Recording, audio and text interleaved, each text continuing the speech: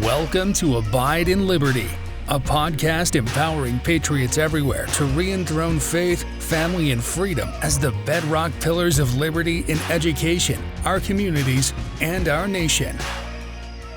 Hello, everybody, and welcome back to Abide in Liberty. Thank you for joining us for this week's episode.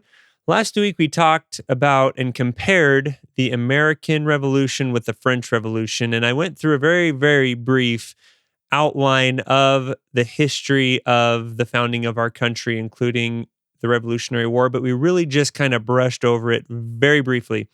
Today, I want to talk a little bit more about the Revolutionary War, but in particular, I want to focus in on George Washington and what we can learn about dealing with opposition from how he handled the Revolutionary War. We may not be called upon to lead out in an actual war with guns and cannons like George Washington was, but we have been asked to lead out as leaders in the battle between good and evil in our day. And many of us take charge and perform those leadership functions in our home. So there's a whole lot that we can learn from George Washington's grim determination to fight and push his way through the battles that he had to deal with during his tenure as general of the Continental Army.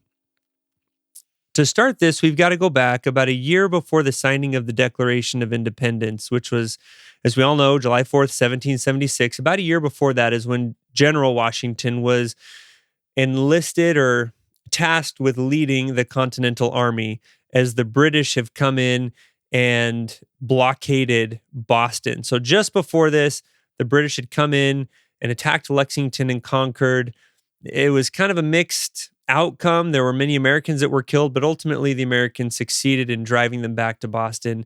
The British hold up there, place Boston under British occupation, and this is where George Washington comes onto the stage. And he finds that he has been given a rather ill-equipped ragtag army to deal with. These were farmers and craftsmen, normal people with no military training or background whatsoever.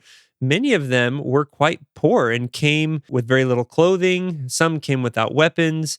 And it was his job to try and create and bring these different people from different colonies under a single banner and unite them into a cohesive army. And it was not an easy task by any stretch of the imagination. As he headed into winter, he tasked a man named Henry Knox to go and capture Fort Ticonderoga and capture all the cannon that fort had, because he needed it in order to be able to do anything about Boston. The British were holed up there, their fortifications were too strong, and he didn't have the artillery that he needed to make any kind of a dent on the British fortification. So he sent Henry Knox off on this harebrained scheme to go capture all this artillery and cannon from Fort Ticonderoga, and it worked. He shows up in the area around Boston in early 1776. They bombard Boston. The British realize that every single one of their soldiers in Boston, as well as all the ships in the harbor, are within range of these guns that George Washington had miraculously acquired, and they decide to leave. The British decide that the next best place for them to go is New York, and Washington guessed that they would go there. So he takes his army, marches up into New York, and does his best to fortify New York and Long Island against the impending British invasion. Just before the British arrived to invade New York, this is about the same time that Congress met in Philadelphia to sign and ratify the Declaration of Independence. So at this point, and actually just before the British arrived, George Washington read the Declaration of Independence, or had the Declaration of Independence read to his men.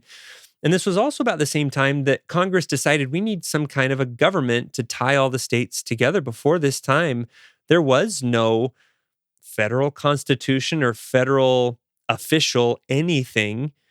They were all just 13 separate colonies. So Congress came together and formed what were called the Articles of Confederation. And these, as time would prove, ended up being fairly weak. It was meant to direct and guide how the colonies worked together during this period of war. but it lacked an executive. There was no single unifying force or unifying voice. There was no way, and because it didn't have an executive, there was no way for Congress to enforce its decrees. And along with that, they didn't have the power to tax. Now, they might tell the states, hey, we need you to pitch in this much money to help in the war effort, but there was no way to compel the states to do that. It was completely left up to the state's own good heart to pitch in and help fund the war effort.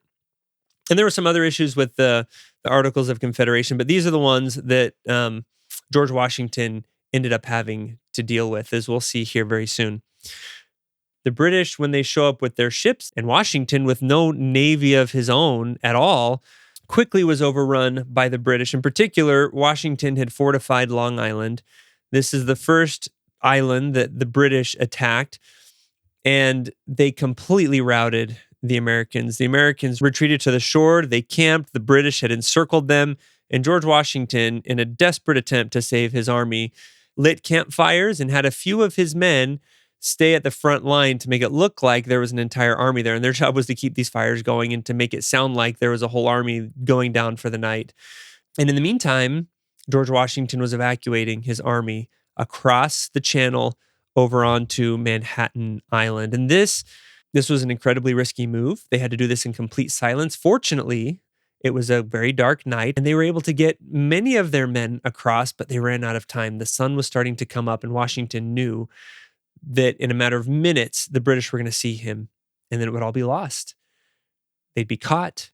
The rest of his army would be destroyed, and he was just sick at heart when all of a sudden, this thick fog came rolling in that completely obscured the vision of the British and allowed General Washington to evacuate the rest of his army across to Manhattan Island.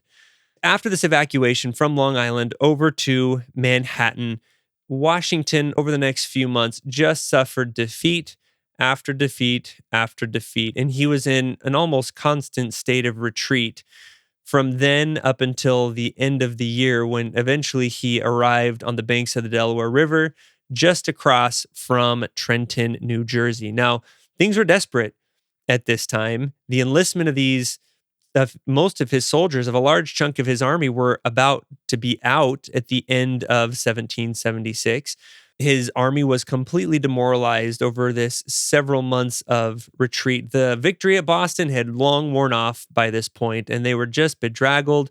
They were freezing. Many didn't have enough clothing to keep them warm. They were hungry and were just counting down the days until they could leave. And Washington desperately wanted them to stay on, to re-enlist, and he knew he needed to do something dramatic in order to rebuild everybody's morale. So shortly before Christmas, a pamphlet was published by Thomas Paine, and these words inspired them to trust George Washington with this crazy idea that he had come up with to cross the Delaware River and attack Trenton, New Jersey. As the night set on, a blizzard rolled in. It was miserable. It was freezing. The conditions were terrible. There was major concern of the winds capsizing and dumping these poor shivering soldiers into the icy waters. But they tried it anyways. They got across on Christmas morning, and they ended up marching, many of them barefoot and leaving bloody footprints in the snow to attack Trenton, New Jersey.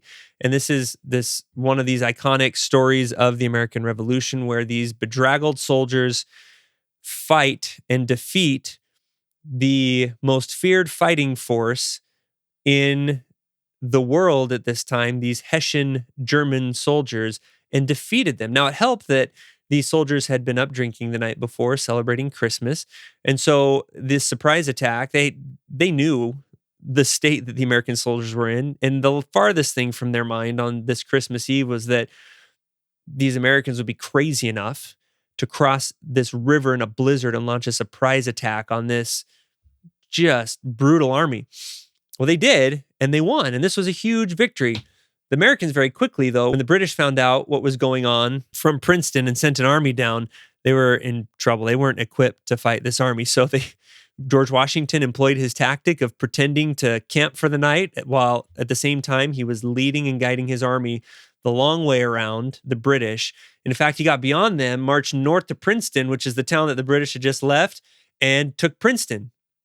So two major victories right before the end of 1776. And this, when the country caught word of this, it rejuvenated them to continue the fight. And when word of this reached England, the British were just mortified and couldn't believe that these American upstarts had managed to pull this off. And all of a sudden, the British started to think, maybe there's something to these. Maybe this isn't going to be as easy as we thought it would be. Washington ended up settling down in Morristown. There was quite a bit of sickness there, but his victory at Trenton brought many new recruits. And from here to the end of the war, I'm not going to go through and give a play-by-play of these battles. We don't have time to do that here, but I want to just, between this time, early 1777, and the end of the major engagements of the Revolutionary War in 1781, there are some really kind of disheartening events throughout this entire period.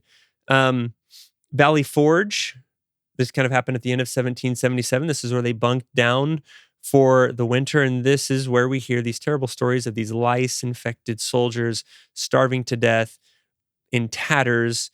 It wasn't actually a particularly cold winter. It was fairly mild compared to the rest, but it was really, really cold if you didn't really have anything to wear and if you didn't have enough to eat. Now, this was not because the Americas were suffering from any kind of famine or shortages. The people who lived in the countryside, actually, many of them were very comfortable that winter and very well fed. The problem here was a political one. And this is where the Articles of Confederation, the weaknesses of these Articles of Confederation reared their ugly head. Congress was notifying states of the amounts of money they were supposed to pay in order to support the war effort. And many of the states, for one reason or another, just didn't pay. Some of them did pay. Those who did maybe didn't pay all of it. And so they suffered and these soldiers suffered and died without enough food, without enough clothing, while the rest of the country around them had plenty to eat. It was really just a terrible ordeal. And for Washington, who knew that this was going on, knew that this was simply the ineptitude of the Articles of Confederation. This just chafed him. He was the one that had watched these soldiers die, and he knew that there was no real good reason why that was necessary.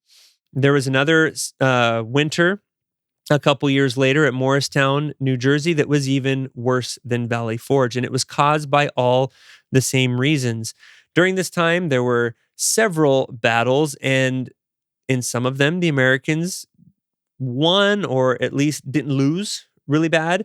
Many of these found George Washington out among retreating soldiers with his sword, just whipping these soldiers, trying to get them to turn around and face the enemy. And sometimes it worked, sometimes it didn't. Overall, though, George Washington lost more battles than he won. This was not a guy who was a particularly good general as far as skill and as far as training. The British generals and the British soldiers, they were professional. This is what they'd spent their careers doing. George Washington had had some experience during the French and Indian War, but as historians look back at that time, it's not clear that he was the best general in the world at the time. Far from it. He became incredibly popular after the French and Indian War, but he was not the most skilled general by a long shot. During this time, he also had to deal with generals who were even less skilled and outright incompetent. In one case, one of his soldiers turned tail and fled, and he rode his horse so fast that he didn't stop for something like 30 or 40 miles.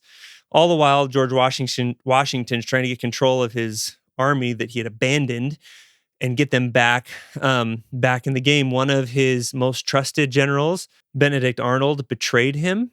And General Gates, who was supposed to be under his command almost throughout the entire Revolutionary War, was trying to undermine George Washington to Congress so that Congress would place him at the head of the army. He thought he could do a better job than George Washington, despite several pretty appalling examples that would indicate otherwise. George Washington knew about those betrayals. He caught wind and got copies of some of those letters that General Gates was writing. So during all of this, when he's suffering defeat after defeat, he is under-equipped, underfunded, watching his soldiers die of starvation, of sickness, and exposure to the cold. He's also having to deal with incompetent leaders and people who are actively trying to undermine him and place the blame of how terrible things are going on his shoulders instead of where it should have belonged on the ineptitude of the Articles of Confederation. So this was just an incredibly trying time for this man. Now, it ends well. During this period, the French sign on to come help the Americans win the Revolutionary War. Despite that, he was constantly trying to get the French to help him in specific plans that he had. And they kind of viewed him as yeah, you're cute. You think you're one of our, a big soldier boy like the rest of us. So they kind of tolerated him and were respectful to his face, but often ignored his requests. Well, in one particular case, toward the end of the war, he really wanted to retake New York. It was kind of the biggest black spot in his mind on his career during the Revolutionary War, that he had been so soundly beaten at New York. So he starts hatching this plan to go retake it. And he enlists and asks the French to help him do that. And they tell him, yeah, we'll help you do that. In the meantime, they had really no plan of helping him at all. They wanted to stay near the Chesapeake Bay around Yorktown, and invited some of their other ships to come up from the West Indies to help them. So they just completely ignored him and lied to him and said, yeah, we'll help you. Yeah, no, we're not doing that. Washington learned a couple key things that happened all at once. General Cornwallis ended up arriving in Yorktown. He caught wind and got copies of some letters that the French had been sending. So he learned that they weren't planning on helping him take New York at all, but we're going to stay around the Chesapeake Bay, around Yorktown, right where General Cornwallis was. He learned that the French were going to be coming into that bay soon, coming up from the West Indies. He learned that he received intel that the New York fortifications were too strong. He couldn't successfully attack those. And at the same time, he learned that the British had intercepted some of these French letters saying that the attack was going to be happening in New York. So the British thought that the attack was going to New York. So they weren't particularly worried about Yorktown. Now, how did George Washington know all this? That's a completely other story. There's a great book, and I'm trying to remember what it's called, about George Washington's spy ring. So he put together an incredibly complex and successful spy network during the American Revolution in the midst of dealing with everything that he was dealing with. Anyway, so that's kind of where he learned all of this. And he saw an incredible opportunity to trap General Cornwallis in Yorktown. And the timing worked out perfectly, almost like it was meant to be. The French came in and bottled up the harbor at the same time that he arrived after a very quick march down to Yorktown. Cornwallis was trapped. At one point, 7 days into the fighting, he tried to escape, but this storm came out of nowhere and blew the boats back onto the Yorktown shore. And even Cornwallis was led to speculate that, it seems like even God is with George Washington here. I don't think he realized how right he was. And the end result of this is that the British surrender. And it wasn't immediately obvious to the Americans that this was the end of the war, but this is the defeat that took the wind out of Great Britain's sails. Great Britain had no desire to continue perpetuating this war, and it would take another couple of years before the Treaty of Paris was signed and the hostilities officially came to an end. And there were other minor skirmishes, but this was the end. And I'm reminded of a prophecy in 1 Nephi chapter 13. This is Nephi. He had gone to ask the Lord the meaning of his father's vision of the tree of life, and he got way more than he bargained for. But this is one of the things that he said. It said, "It came to pass that I, Nephi, beheld that the Gentiles who had gone forth out of captivity," so these are the people who had left, and it's talking about the people who had left Europe to come to the Americas, "did humble themselves before the Lord, and the power of the Lord was with them. And I beheld that their mother Gentiles were gathered together upon the waters and upon the land also to battle against them." So their mother Gentiles, where they came from, right? The mother country, Great Britain, was gathered together to battle against them. And I beheld that the power of God was with them, and also that the wrath of God was upon all those that were gathered together against them to battle. And I, Nephi, beheld that the Gentiles that had gone out of captivity were delivered by the power of God out of the hands of all other nations. Now, I'm sure George Washington would have loved to have had this during his struggle, right? I mean, this is kind of the ultimate spoiler for the Revolutionary War. At the time he was going through this, he couldn't have possibly foreseen the outcome for certain. Turns out Cornwallis was right, though. Now, during this entire ordeal, you kind of have to wonder what was going through George Washington's mind. He knew that he was going up against the most powerful nation in the world, the most powerful army that the world had ever seen. And yet, he knew somehow that this was winnable, that this was possible. His perseverance during all of these hardships, and despite what seemed being given an impossible task, was simply incredible, and he couldn't have done it without divine aid. He was doing God's work. Now, that doesn't mean that it was going to be easy. In this case, it was incredibly, incredibly difficult. And in many times, it felt like the opposition was overwhelming, both from the British, but also from internal struggles. The cards were constantly stacked against him. Doing God's work did not make this easier, but it did make it possible. Each of us, and the lesson that I hope we get from this is the lesson that I get from watching George Washington's struggles throughout the Revolutionary War, is that we all have been given a special mission that God wants us to accomplish. And the fact that he wants us to accomplish it does not mean that we won't face struggles. It does not mean that we won't face opposition. That doesn't mean that we won't apparently lose more than we win. But it does mean that God will be with us to sustain us and help see us through to victory in the end. One of my favorite books on the American Revolution and the founding of this nation is called The Making of America by Cleon Skousen. And in talking about the events leading up to the Battle of Yorktown and the Americans' victory over the British, he said, monumental victory comes close on the heels of what might have been a colossal defeat. And I have certainly noticed that in my life. Sometimes when things seem the darkest is when God's preparing his greatest miracles. So if you find yourself in a struggle like this, you are trying to follow God's plan for your life, and you just feel like there is something fighting against you, take heart in knowing that there probably is something fighting against you. There is opposition. There is someone out there who wants you to fail. And the only way you fail, the only way that Washington could have failed, is if he had given up and had stopped trying, had let the defeats overwhelm him, silence him, and shut him up. And he didn't. He kept pushing through. And it's my hope that we can do the same as we each seek to fulfill our own missions.